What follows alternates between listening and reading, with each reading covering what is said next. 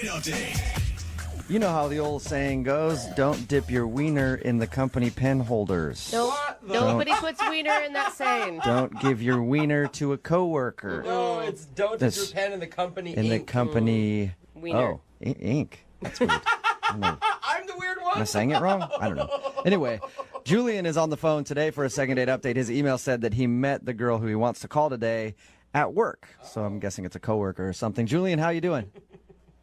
I'm good. How are you guys? Good. So you're trying to dip your wiener in the pen ink, Oh, right, enough. right? Is that what this is about?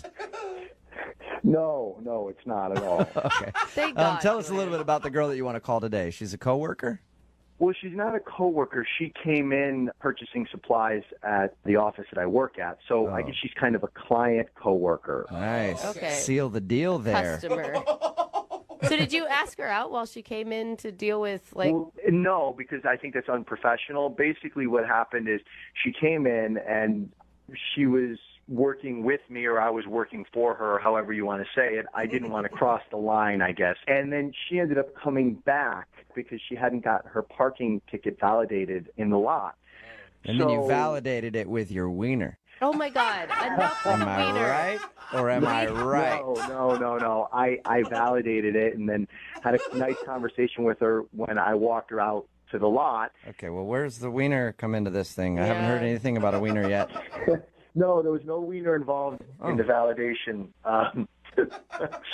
Anyways, I asked her if she would like to get dinner on Friday night, and she said she would, and I got her number, and I called her, and we went to dinner. What's her name, by the way? Christina. Christina, and how was dinner with Christina? Dinner was good. I mean, I feel like we had a lot of chemistry, and I like veal, and not everybody likes veal. And she wanted the veal, too. So we ended up ordering the same thing, which I thought was kind of a cool thing. And dinner went good. You guys both ordered veal. In other words, you're both fans of slaughtering baby calves. I like that about both of you. Little lamb. Seems nice. That's not what I think about when I'm eating veal. I like the way veal tastes. I'm not worrying about the process. Oh, that's why I like it. I picture the whole thing go on while I'm eating Not veal. why I like it. Not why I like it at all. Actually, you're making me like it a lot less by giving me that story. So if dinner went well and everything else, why do you think she's not calling you back?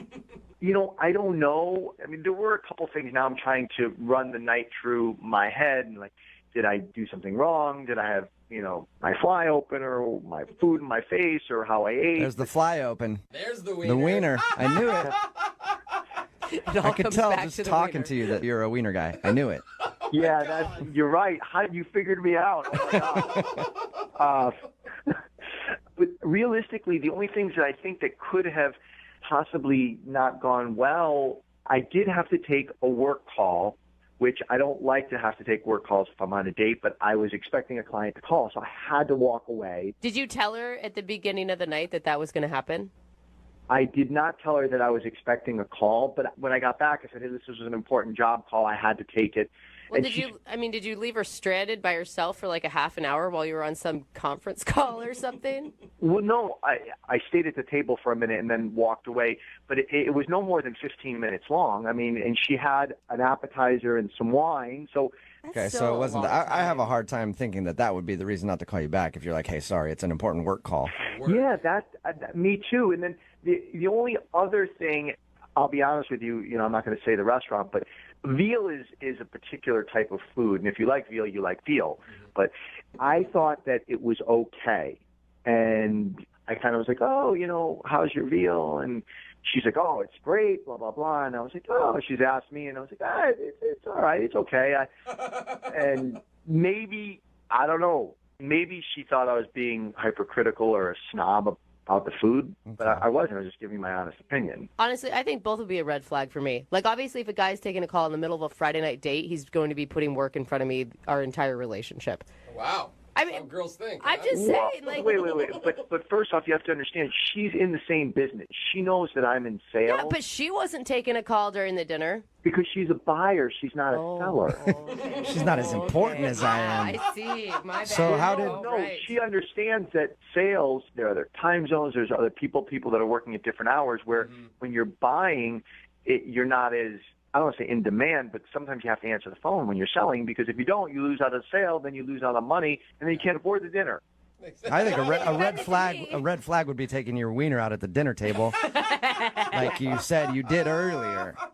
Okay, for the record, I didn't take out my wiener for any portion of the date, not during dinner or after anything. All right. Okay? So when we call her and ask why she's not calling you back, She's not going to say that, I'm okay. sure. All right. How did everything end with her? You know, I kind of went in for a kiss, and I kind of got more of a handshake, hug kind of thing. But it was a first date, so. Was it awkward? I don't think it was awkward. It was. It wasn't like I was like an inch from her lips and she, stuck her hand to me. It was, I was kind of coming in kind of to like hug, kiss, and she kind of put her hand up a little bit. So it was, that's all. So she shut you down.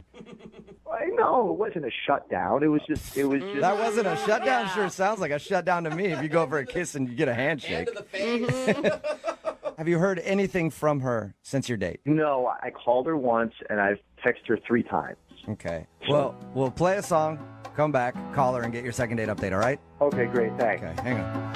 Moving 92.5. Brooke and Jubal in the mornings. Second date update. Julian is on the phone with us, and today he wants to call a girl named Christina. And Julian claims that he wasn't shut down at the end of the date when he went in for a kiss and she shook his hand instead. He still says that wasn't him getting shut down. But in my definition of getting shut down, that is probably the best way to describe it. Listen, I didn't get shut down. I went in for a kiss. You know what? It was a professional date. It was a work thing, so it wasn't appropriate. I understand, but I didn't get shut down. Either way, Yeah, I think you got shut down. Yeah. All right, well, we're going to get her on the phone and see why she's not calling you back. Here we go. And dial the phone number right now.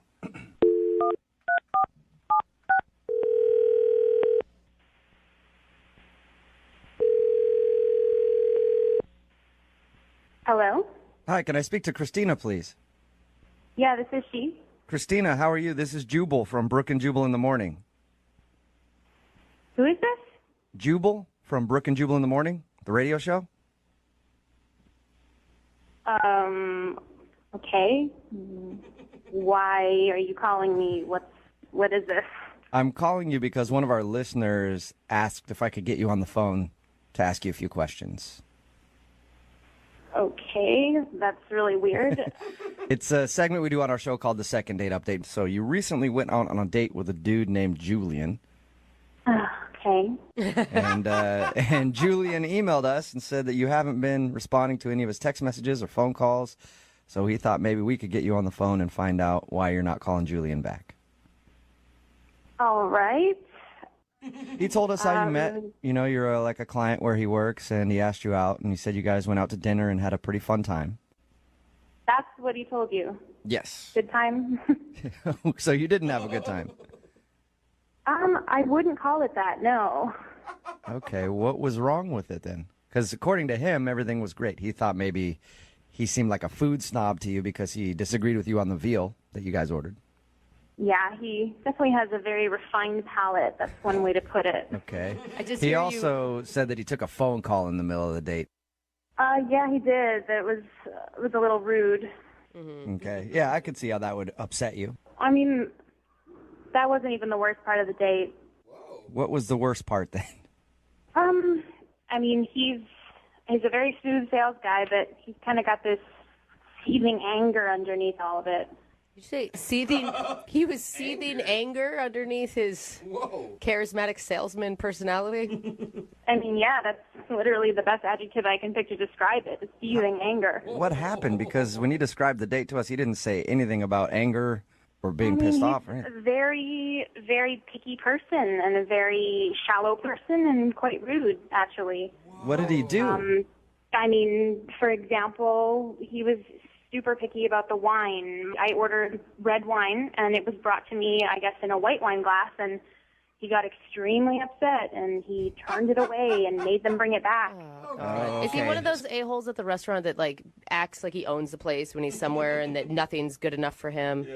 Yeah, that's pretty much exactly. Like, he went to the bathroom, and when he came back, he was in this huge huff, and he said, there's no more f***ing paper towels in the bathroom. This is a fancy restaurant and an establishment, and people should be refilling these paper towels. And he was going on and on about this tiny insignificant thing that. How dare they? Oh my gosh. It is I annoying know. when they don't have paper towels. I will say that, but I don't know if I'd ever get that pissed off about it. It's not angry. It's annoying. It happens. Yeah.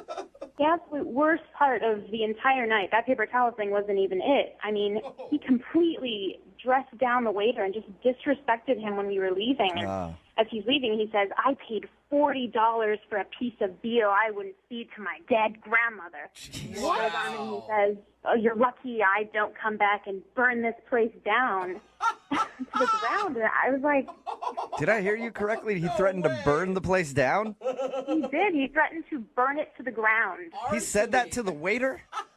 I'm 100% serious. That was the comment of the night. I've complained to restaurants before, but I've never threatened to burn them down. Kill everyone Yeah, here. I will destroy this place. Did he realize what he was saying, or did he act like this is just normal banter at a restaurant? No, he knew exactly what he was saying. When we were leaving the restaurant, he turned to me, and then his attitude completely changed, and he made it sound like I had been suffering and I was the victim and that everything was absolutely horrible. And, it was things I didn't really care. It was so insignificant. In his mind, he must have been standing up for you. Yeah, I really want him to stand up for me and burn down the restaurant we were eating at. Some girls would be thankful for that. Some girls would be like, what a man. Chivalry is Yes, he's a true gentleman. He threatened to burn down a restaurant in my honor. I know, it was really ridiculous. So, I said goodnight, and I'm going to leave it at that. That's understandable, Yeah, I guess. I'd want to get out of there as soon as possible. Threats of arson on a first date usually aren't a good thing. I don't want to talk to that ass ever again. Well, that's a shame because he's actually on the other line listening and wants to talk to you. Are you serious? Yes, I am. Hey, Christina, I wasn't angry. I was standing up for you. I was standing up for having good service at a restaurant. I mean, I work hard for my money. And you know what? The service sucked and the food sucked and there was no paper towels. What kind of place doesn't have paper towels? You have to wash your hands to go eat and they don't want you to dry your hands. I mean, right? I'm not going to not wash my hands. If I looked, I saw there was no paper towels, and now I'm like, I'm going to wipe it on my pants, and I'm going to walk out. It's going to look like my pants are wet. So I couldn't even impress you with that. I was like, I wasn't angry. I was being chivalry. I mean, I was defending you. You threatened to burn the place down. I mean, how is that chivalrous? That's just threatening. Okay. I think I shouldn't have said that. That was me getting frustrated because I was like, okay, the paper towels is one thing. The wine was another thing. The appetizer is another thing. The veal was another thing. I got so frustrated. You gotta stop talking. I've heard this already. I heard it at the restaurant. I'm hearing it again. You're just repeating yourself. If you keep focusing on little insignificant things and being a rude ass to everybody, I don't know how women can stand to go on a date with you. It's no wonder you've been divorced twice. Ooh. What? Whoa, wait. You just brought up my two divorces, my ex-wives. I shared that with you. Are you kidding me? I mean, that's rude. That's mean. But that's an example. It's two strikes, and so this woman clearly couldn't deal with all of your crap, and neither can I. My crap, because I want good customer service, because I'm at a restaurant and I want good customer service. You can be a decent human being and be respectful about it. You weren't respectful. You just brought up my ex-wife. This isn't about you. This is about people in the service industry. You don't have to threaten people. You know what? I'm in the sales industry. You know what? I take care of customers. They need to take care of customers. You should know this. I mean, we're in this industry. Look, I don't even know what to say. I've stated my case. I don't know. In the service industry, sometimes you have to put your foot down to get some respect. So I was doing that with the waiter and the restaurant. And you know what? I think you need to show me a little respect because you know what? I was defending you. I think so, too. That's why I'd like to ask Christina, would you like to go on a second date with Julian? Holy crap. We will pay for it. Hell no. No, I don't. You answered so quickly there. Yeah, Not if it's he's so going to weird. talk to me like that. No way. Julian, Are you're you sure? I mean, I could find you guys a great restaurant that Julian could burn down. I'm going to pass on that. You know what? If you want to settle for mediocre service, then you know what? Go date some schlep who will take you to the drive-thru. I want to go to a 4-star restaurant where they treat you like a customer. We're right. We are supposed to get this stuff. Come on. I mean, really. Think You about know that. what? You know what? You've pushed the envelope so far. I was fine just not going another date with you, but you know what? I really don't want to do business with someone who has ethics like you. Oh, now you're taking personal and you're putting it in business, really? I'm going to tell the people I work with, my company will not be doing business with your company anymore. Are you kidding me? Based on a date? You know, it wasn't a date. It was your f***ing attitude that did it. I'm done with this conversation. Goodbye. Wow. Oh my God. Julian, Whoa, what just happened? you didn't get a second date, and I think you might be losing your job soon, too, over this. Because I want customer service? Well, I think it's because you don't threatened to burn the respect place people. down. Yeah. You're a total douchebag about it. I apologize for the burning the place down. I mean, that was, it was one bad thing after another, and it pushed me beyond. But I mean, the rest of the stuff was all customer service. No paper towels, slow service, bad food, wrong glasses. We know the list, man. Brooke and Jubal in the morning.